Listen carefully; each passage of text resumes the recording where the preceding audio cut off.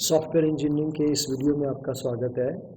Software engineering के इस video में आज हम लोग बात करेंगे कैरेक्टरिस्टिक्स ऑफ गुड एसआरएस कि एक अच्छा एसआरएस डॉक्यूमेंट है, सॉफ्टवेयर रिक्वायरमेंट स्पेसिफिकेशन डॉक्यूमेंट है, उसकी कौन कौन सी कैरेक्टरिस्टिक्स होनी चाहिए।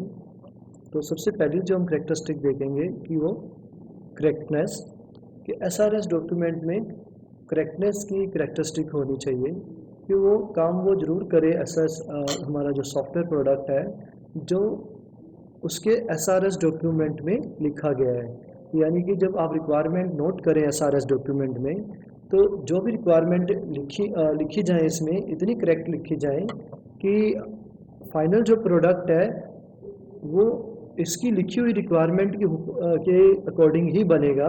तो इसका मतलब है कि एसआरएस डॉक्यूमेंट हमारा फंक्शनली करेक्ट होना चाहिए कि आप जो भी एक्सपेक्ट कर रहे हैं फाइनल प्रोडक्ट से वो सारा कुछ इसमें क्लियरली करेक्ट वे में मेंशन्ड होना चाहिए।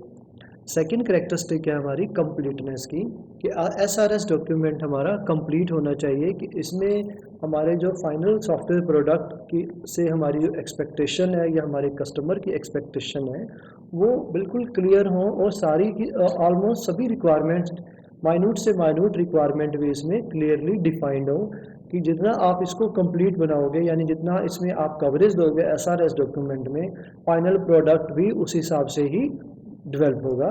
नेक्स्ट है हमारा अनएम्बिगुअस, कि हमारा एसआरएस डॉक्यूमेंट है वो अनएम्बिगुअस होना चाहिए। अनएम्बिगुअस मतलब इसमें एम्बिग्यूटी नहीं होनी चाहिए, कि आपका कोई भी जो बात है, आप कोई भी रिक्वायरमेंट है वो बिल्कुल वेरी क्लियर मीनिंग के साथ नोटेड होनी चाहिए, कि आपका कोई भी रिक्वायरमेंट है उसके एक से ज़्यादा मीनिंग नहीं होने चाहिए, नहीं तो डेवलपमेंट टीम क्लियर नहीं समझ पाएगी कि उसको फाइनली ये पर्टिकुलर फीचर में क्या देना है उसको। तो इसलिए एम्बिग्यूटी नहीं होनी चाहिए इसमें।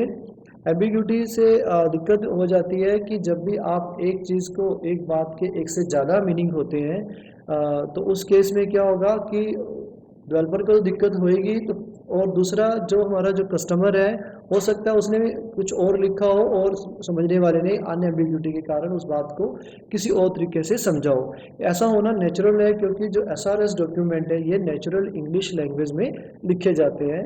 तो हमारी जो नेचुरल लैंग्वेजेस हैं कोई भी हैं ये, इनमें एम्बिग्यूटी होना यानी इनमें एक बात का एक से ज़्यादा मतलब होना एक आम सी बात है। तो एसआरएस डॉक्यूमेंट जो भी लिखे जाएं उसको उसके सिवाय कोई और भी किसी और टीम से या किसी और प्रोफेशनल से भी हमें रीड करवाना चाहिए, ताकि किसी तरह की कोई एम्बिग्यूटी हमारे एसआरएस डॉक्यूमेंट में ना हो। नेक्स्ट जो करेक्टरिस्टिक है गुड एसआरएस की वो है कंसिस्टेंसी। एसआरएस डॉक्यूमेंट है वो कंसिस्टेंट होना चाहिए, मतलब उसमें जो चीज़ें हैं वो क्लियरली डिफाइंड हो और एक बात का एक से ज़्यादा जो मीनिंग है वो नहीं निकलने चाहिए। कि कंसिस्टेंसी, जब भी कोई चीज़ आप रिपीट करते हो तो उसको उसके कारण क्या होता है, कई बार इनकंसिस्टेंसीज क्रिएट होती हैं। कि मान लो आप पर्टिकुलर एक डाटाबेस में आपकी जो एड्रेस है आपने एंटर किया और उसके बाद किसी कारण से एड्रेस में कोई और उस डाटाबेस में मल्टीपल प्लेसेस पे मल्टीपल मॉड्यूल्स में आपका एड्रेस आपने अगर एंटर कर दिया तो आपने क्या किया, डाटाबेस में रिडंडेंसी क्रिएट की, आपने एड्रेस से की इंफॉर्मेशन एक से ज़्यादा जगह पर दी है। उसके बाद दिक्कत क्या आती है कि आप जब भी किसी कारण से आपका एड्रेस चेंज होता है या सिटी चेंज होती है तो आपको उन सभी ऑकरेंसेस पे, सभी जगहों पे जो हमारे डाटाबेस में है आपका जो एड्रेस है वहाँ वो बदलना पड़ता है। अगर आपने किसी एक जगह पे भी एड्रेस अपडेट नहीं किया तो ये इनकंसिस्टेंसी की तरफ जाता है, कि इंफॉर्मेशन इनकंसिस्टेंट हो जाती है। यानी कि आपके एक से ज़्यादा एड्रेस, कभी आपका एड्रेस देखा जाए डाटाबेस से क्वेरी करके तो आपके एक से ज़्यादा एड्रेस जनरेट होंगे। तो उससे क्या होगा, इनकंसिस्टेंसी के कारण कि आपसे अगर कॉरेस्पॉन्डेंस करना है सिस्टम को, वो कॉरेस्पॉन्डेंस नहीं हो पाएगा। तो अगर ये मैंने एक एग्जांपल दिया आपको डाटाबेस में इनकंसिस्टेंसी का, तो इसी तरह की इनकंसिस्टेंसीज हमारे एसआरएस डॉक्यूमेंट में भी नहीं होनी चाहिए। नेक्स्ट है हमारा मॉडिफिएबल कैरेक्टरिस्टिक। तो एसआरएस है हमारा मॉडिफिएबल होना चाहिए, यानी इसमें कभी भी कोई मॉडिफिकेशन अगर करना पड़े किसी भी कारण से तो वो पॉसिबिलिटी होनी चाहिए। मॉडिफिकेशन करने की ज़रूरत बहुत बार पड़ती है, क्योंकि कस्टमर है जो इसकी जो रिक्वायरमेंट्स हैं ये वोलाटाइल रहती हैं, ये बदलती रहती हैं। कई बार टेक्नोलॉजी भी डेवलपमेंट के दौरान कुछ टेक्नोलॉजीज़ भी चेंज होती हैं, तो ये मॉडिफिकेशन की पॉसिबिलिटी इसमें रहनी चाहिए हमारे एसआरएस में कि कोई भी रिक्वायरमेंट चेंज करनी है तो मेन जो एसआरएस का जो मेन स्ट्रक्चर है वो डिस्टर्ब ना हो।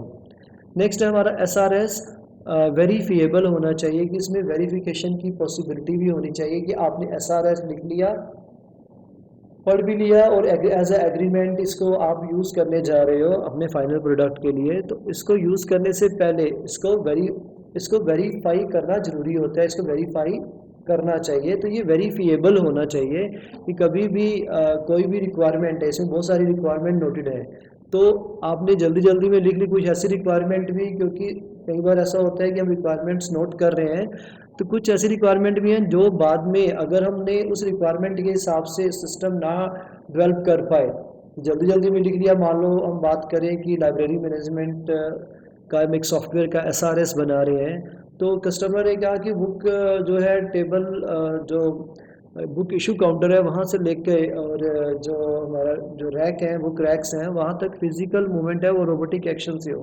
तो हमने जल्दी जल्दी में लिख लिया, लेकिन हमने ये ध्यान नहीं दिया कि यार ये तो जब डेवलप करेंगे तब पता लगेगा कि रोबोटिक एक्शन एआई का कंसेप्ट है, वो तो हम यूज़ कर ही नहीं सकते इसमें, क्योंकि कस्टमर का बजट भी है और हार्डवेयर भी है, उसको एक रोबोट भी चाहिए होगा। तो हर एक रिक्वायरमेंट को हमें वेरीफाई करना चाहिए कि इसकी प्रैक्टिकली क्या पॉसिबिलिटीज़ होंगी। तो एसआरएस डॉक्यूमेंट हमारा वेरीफिएबल होना चाहिए। नेक्स्ट है हमारा ट्रेसेबिलिटी यानी ट्रेसेबल। एसआरएस डॉक्यूमेंट ट्रेसेबल भी होना चाहिए कि किसी एक एंड से शुरू करके हम दूसरे एंड पे पहुंच सकें। मान लो कल कोई दिक्कत होती भी है तो हम किसी भी लेवल से जाके बैकवर्ड ट्रेसिंग से या फॉरवर्ड ट्रेसिंग मेथड से चीज़ों को ट्रेस कर पाएँ कि हमारी जो प्रॉब्लम है उसके सोल्यूशंस को की तरफ बढ़ सकें। नेक्स्ट कैरेक्टरिस्टिक है हमारी 3 कैरेक्टरिस्टिक्स हैं इसमें, मेंटेनेबिलिटी, पोर्टेबिलिटी और अडेप्टेबिलिटी। मेंटेनेबिलिटी क्या है कि हमारे एसआरएस डॉक्यूमेंट है वो मेंटेनेबल होना चाहिए, किसी भी कारण से अगर कोई चेंज करना चाहो तो इसमें चेंज किया जा सकना चाहिए। मतलब ये यूज़र के कंसेंट से ही होगा, एंड यूज़र के कंसेंट से ही होगा और टीम के कंसेंट से भी होगा। अगर कोई कॉस्ट ऐड होती है वो सारी बातें हो जाएंगी, लेकिन इसमें ही पॉसिबिलिटी होनी चाहिए मेंटेनेबिलिटी की। पोर्टेबिलिटी का क्या है कि ये एसआरएस पोर्टेबल होना चाहिए कि अगर एक सिस्टम के लिए हम ये कर रहे हैं कि जैसे मान लो हम एक पर्टिकुलर एनवायरनमेंट के लिए एक सॉफ्टवेयर डेवलप कर रहे हैं, तो अगर दूसरे के लिए भी करना पड़े या एनवायरनमेंट चेंज करना पड़े या एक दूसरे एनवायरनमेंट में ही इसको हम यूज़ करना चाहें तो इसको हम कर सकें, यानी पोर्टेबल हो ये। उसके बाद होता है अडेप्टेबिलिटी। अडेप्टेबिलिटी क्या होता है कि कुछ चेंजेस को ये मतलब जो हमारा एसआरएस है ये अडेप्टेबल हो, यानी कि कोई भी अगर न्यू चेंजेस है उसको ये अडेप्ट कर सके, अपना सके। तो अभी इसमें इतना ही है। तो आज हमने डिस्कस किया है कैरेक्टरिस्टिक्स ऑफ गुड